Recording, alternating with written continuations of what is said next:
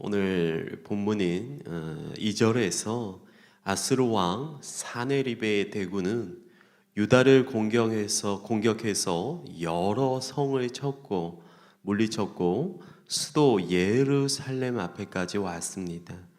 아수르의 장수 랍사게는 이스라엘 사신에게 내가 약한 군사를 가지고 있으면서 하나님을 의지하지 않고 어찌 애굽을 의지하느냐라고 말을 합니다.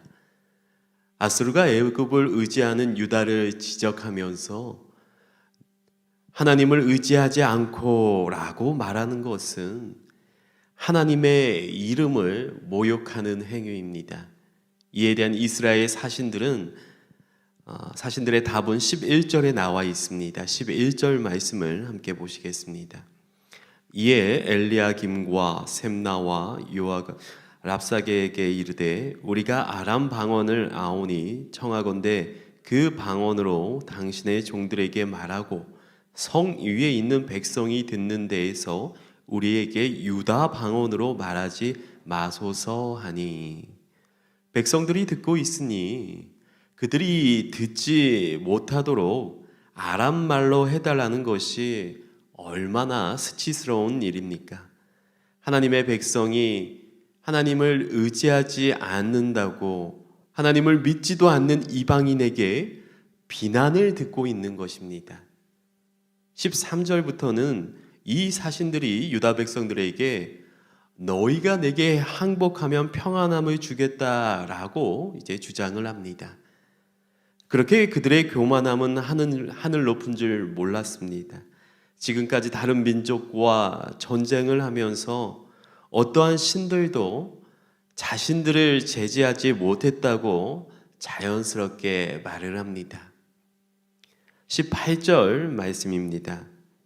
혹시 히스기야가 너희에게 이르기를 여호와께서 우리를 건지시리라 할지라도 속지 말라. 열국의 신들 중에 자기의 땅을 아스르 왕의 손에서 건진 자가 있느냐? 아스르는 교만했고 하나님의 이름을 모욕하고 있는 것입니다. 이어지는 19절에서 북이스라엘이 왜 아스르에 멸망당했는지도 그 원인을 알 수 있습니다. 19절 말씀입니다. 하맛과 아르밧의 신들이 어디 있느냐? 스발와임의 신들이 어디 있느냐? 그들이 사마리아를 내 손에서 건졌느냐? 사마리아는 북이스라엘의 수도였습니다. 북이스라엘은 남유다와 분리된 이스라엘 지파였습니다. 그런데 그들이 믿은 신이 여호와가 아니라 다른 이방신이었던 것입니다. 하나님의 자녀가 하나님을 외면하고 이방신을 믿으니 아스루 같은 나라가 바로 하나님을 멸시하는 것입니다. 하나님을 모르는 이방인이 바로 하나님을 모독하고 있는 것입니다. 그 원인을 하나님의 백성이 제공했다는 현실에서 우리는 분노할 수밖에 없습니다. 우리가 직분을 가지고 교회에 다닌다고 하면서 우리의 모습이 덕이 되지 못할 때 세상 사람들은 바로 하나님을 모독하는 것입니다. 이 얼마나 가슴 아픈 현실이겠습니까? 22절 말씀입니다. 그때에 힐기야의 아들 왕궁 맡은 자 엘리야김과 서기관 셈나와 아삽의 아들 사관 요아가 자기의 옷을 찢고 히스기야에게 나아가서 랍사게의 말을 그에게 전하니라. 아멘. 얼마나 억울하고 분했으면 그 사신들이 옷을 찢으면서 통곡했을까요?